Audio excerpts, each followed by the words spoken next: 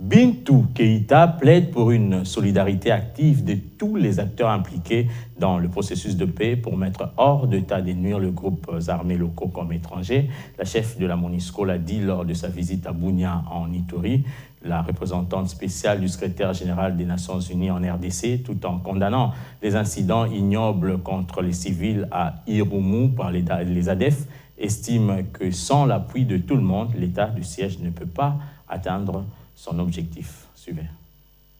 Une grande importance de sensibiliser la population et faire comprendre que nous sommes dans la lutte contre les groupes armés, et les groupes armés, y compris donc les milices et les milices communautaires.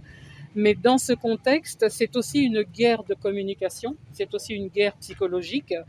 Et très clairement, on a besoin d'une solidarité active pour que l'objectif de l'état de siège puisse être atteint.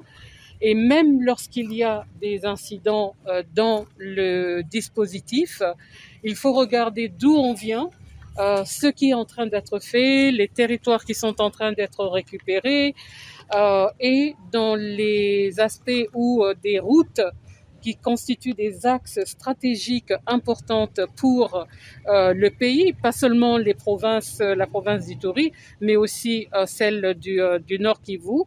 Le fait qu'il y ait ces escortes qui se produisent depuis le 7 août, oui, on a eu un incident que nous avons à déplorer, mais il faut mettre tout ça dans un contexte qui est que ces axes stratégiques de la RN27 et de la RN4 étaient bloqués pendant des mois.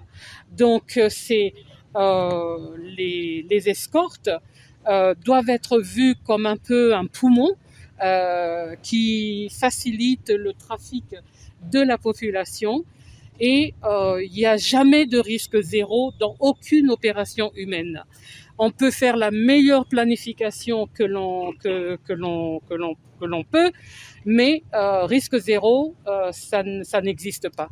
Et même dans les pays les plus sophistiqués du monde, eh ben, il arrive que les groupes qui veulent faire du mal, ils arrivent à faire le mal malgré une grandeur d'opération, d'intelligence, etc.